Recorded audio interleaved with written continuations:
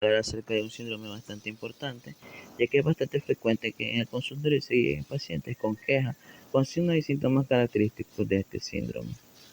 Este síndrome es el síndrome urinario obstructivo bajo. La presentación fue elaborada por mi persona, Julio Fernando Valera Santana, estudiante de la Managua, rotando por el Hospital Escuela Antonio Lenín Fonseca, en la rotación de urología. En la tabla de contenidos tenemos introducción, definiciones muy importantes que nosotros tenemos que tomar en cuenta para un correcto aprendizaje de esta patología, la epidemiología, el diagnóstico y el tratamiento. Introducción. La prevalencia de síntomas urinarios en los hombres mayores es alta y creciente, por lo que es un motivo de consulta muy importante en este grupo etario. Se dice que tiene dos picos de incidencia. Uno son en edades tempranas, es decir, en la niñez, y otro es en pacientes mayores de 40 años de edad.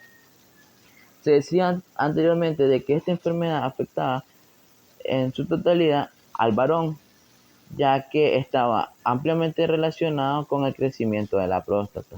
Sin embargo, este concepto ha quedado atrás, ya que hay signos y síntomas causados por el crecimiento benigno de la próstata y puede ser originado por otras causas de obstrucción, como lo es la estrechez uretral o por una falla en la contractilidad vesical con o sin una obstrucción mecánica del tracto de salida. Epidemiología. Estudios epidemiológicos han demostrado un aumento de la prevalencia de luz moderado a severo hasta llegar a un 50% de la octava década de la vida. Otros estudios han demostrado que el 90% de los hombres entre 45 y 80 años sufren de este síndrome. Para comprender lo que es el síndrome obstructivo bajo, tenemos que saber primero la definición de esto. El síndrome obstructivo urinario bajo es la pérdida de la fuerza del chorro urinario que entorpece el vaciamiento de la vejiga y puede llegar hasta la retención aguda de la orina. Esto puede ser causado por múltiples factores. Entre los principales tenemos, como se decía anteriormente, por hipertrofia de la próstata o inflamación de esta, estrechez uretral, falla de la contractilidad vesical con o sin una obstrucción mecánica del tracto de salida. Síntomas del tracto urinario inferior. Los síntomas del tracto urinario inferior comprenden de dos fases, la fase de llenado y la fase de vaciado. Ambas fases tienen diferentes síntomas. En la fase de llenado tenemos polaquiuria, nocturia, incontinencia de urgencia, dolor vesical al llenado. Y la fase del vaciado tenemos el chorro miccional débil, latencia, disuria de esfuerzo, goteo terminal y retención urinaria. Aquí están los conceptos que nosotros tenemos que tomar en cuenta y por lo menos conocer un poco de ellos para nosotros tener un buen abordaje acerca de este tema y se nos haga un poco más fácil. Tenemos lo que es la hiperplasia prostática benigna. Este fenómeno corresponde a un fenómeno histológico, lo cual causa un aumento progresivo del tamaño de la próstata y que en mayor o menor grado afecta a todos los hombres después de la cuarta década de vida, es decir, después de los 45 años de vida. Esto es muy frecuente encontrárselo en señores mayores de esta edad y pues está ampliamente relacionado a que la próstata, obviamente, como está anatómicamente, esta se encuentra por debajo de la vejiga, bordeando la uretra.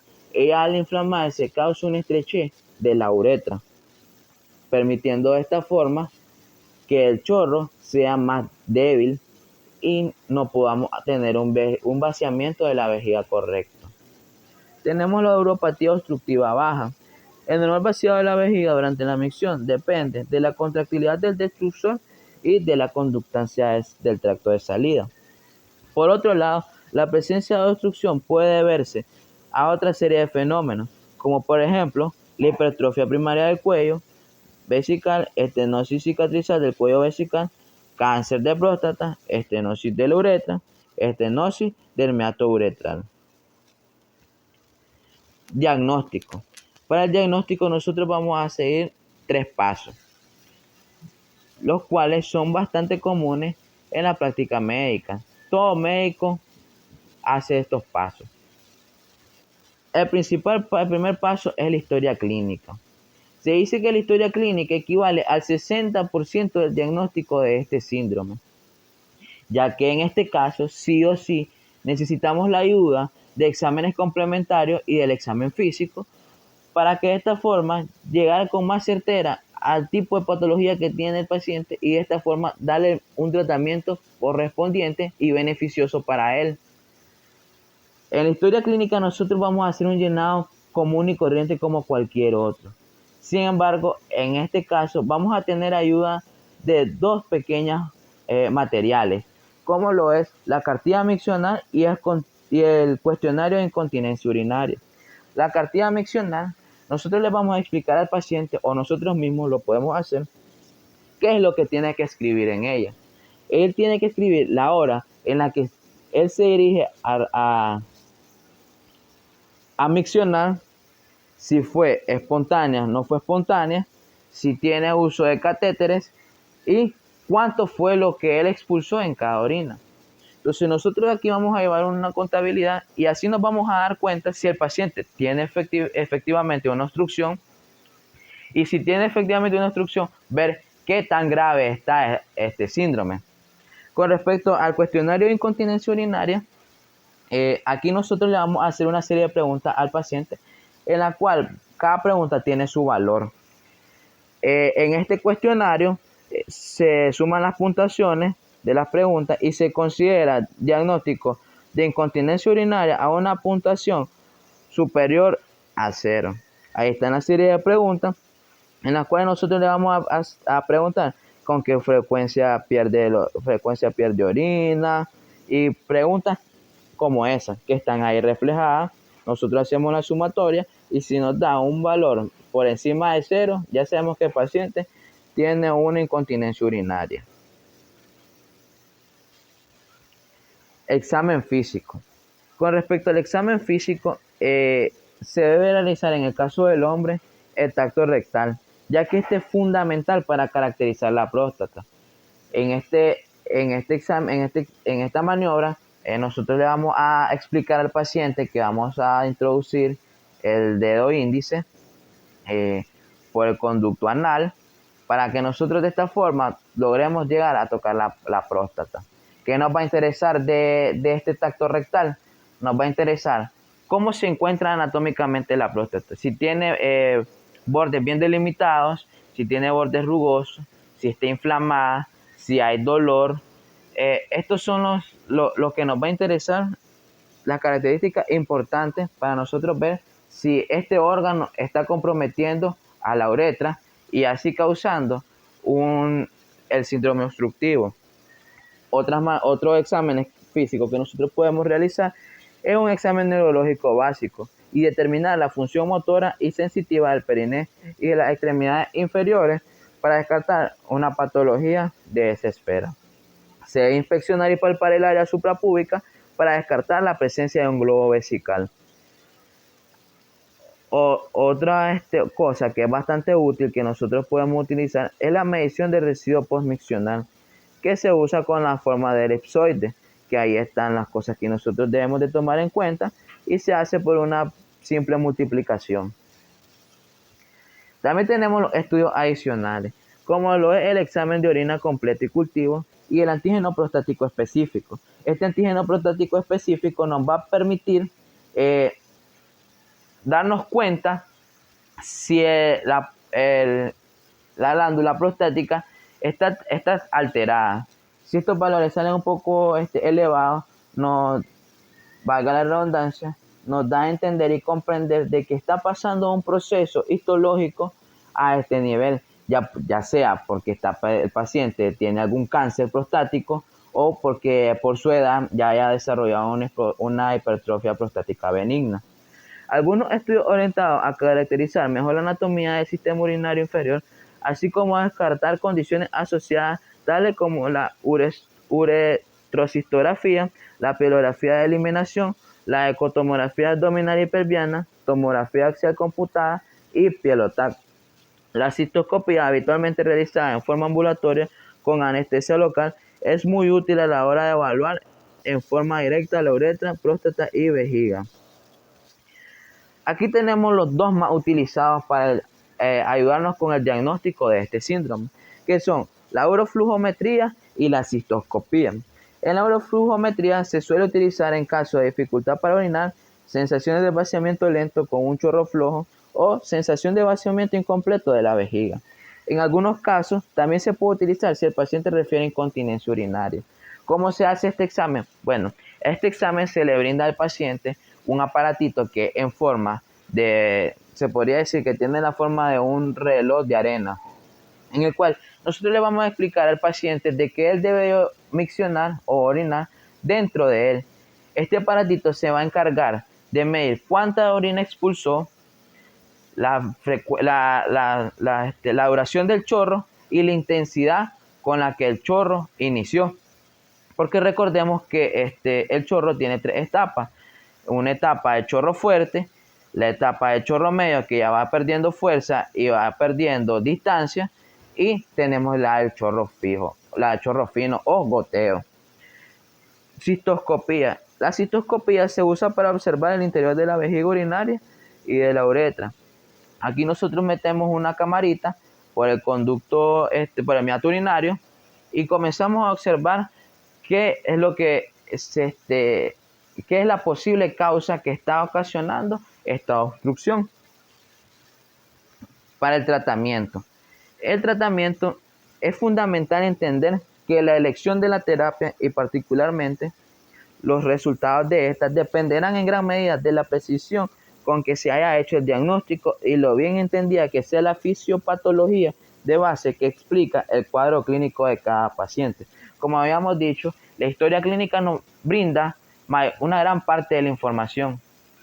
Entonces, yo les había dicho de que para nosotros brindar un correcto tratamiento, nosotros debemos tener una exactitud de dónde está precisamente la obstrucción y quién está causando la obstrucción, para que de esta forma nosotros abordemos correctamente al paciente, brindándole el medicamento correspondiente, evitando que el paciente tome efectos secundarios ocasionados por cada tratamiento y determinar si el paciente necesita o no se necesita cirugía. Para eso nosotros tenemos aquí en este síndrome, lo que se hace pues básicamente es tratar las cosas que están ocasionando la obstrucción. Aquí tenemos lo que es la vejiga hiperactiva.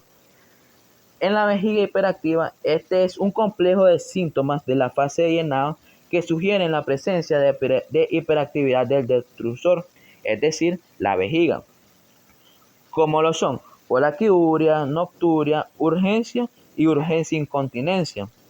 Cuando se demuestra la existencia de contracciones no inhibidas del detrusor durante la fase del llenado, en un estudio urodinámico, el fenómeno se pasa a llamar detrusor hiperactivo. Si hay un predominio de los síntomas de fase de almacenamiento en ausencia de uropatía obstructiva, se debe sospechar vejiga hiperactiva o hiperactividad del detrusor. Por otro lado, en cambio, en el almacenamiento en ausencia de uropatía obstructiva, se debe sospechar vejiga hiperactiva o hiperactividad del detrusor. Principalmente el tratamiento de primera línea que tenemos para la vejiga hiperactiva es explicarle al paciente de que debe cambiar mucho su hábito. Es decir, que las comidas que él come, que él consume, no deberían de llevar ingredientes irritativos como lo son, por ejemplo, el chile. Otra forma que nosotros le podemos decir al paciente es que debería de bajar los consumos de agua en horas de la noche. La segunda línea de tratamiento ya corresponde a un tratamiento farmacológico, representado principalmente por los fármacos anticolinérgicos, como lo son la oxibututina y la tolterodina, que estos medicamentos tienen como efecto secundario presentar constipación y boca seca. Sin embargo, el uso de estos medicamentos hay que explicarle al paciente de que son súper efectivos y empiezan a hacer empiezan a tener empiezan a tener ya su mecanismo de acción a las 48 horas. Uropatía obstructiva por hiperplasia prostática. La primera línea de tratamiento usualmente es farmacológica y se basa fundamentalmente en dos tipos de fármacos, como son los alfa bloqueadores e inhibidores de la alfa reductasa. Cabe destacar que con respecto a la vejiga hiperactiva, también se ha estado implementando un medicamento que es una toxina botulínica. Esta que hace en el músculo detrusor evita en la placa neuromuscular que la acetilcolina actúe y tiene un efecto de 6 meses. Volviendo a la uropatía obstructiva por hiperplasia prostática, como decíamos, tenemos dos fármacos de elección. Tenemos los que son los alfa bloqueadores y los inhibidores de la 5-alfa reductasa. Los alfa bloqueadores, estos actúan por medio de la relajación de la musculatura lisa del cuello vesical, de la próstata y de la región periprostática, aumentando la conductancia del tracto de salida en forma casi inmediata. Los inhibidores de la 5-alfa reductasa actúan por medio de la disminución de la hiperplasia prostática benigna. ¿Cómo hace esto? Mediante el bloqueo de la transformación de la testosterona en dihidrotestosterona, que como sabemos que es el componente funcional de la próstata. Hay que explicarle al paciente que este medicamento, a pesar de que es bastante efectivo, tiene efectos secundarios. Este no se toma como efecto secundario, que es que a los pacientes con alopecia les permite pues crecerles el cabello. Sin embargo, el efecto secundario que tiene es que tiene una disminución del deseo sexual, conllevando al paciente pues a que ya no tenga deseo pues de tener algo con alguna mujer.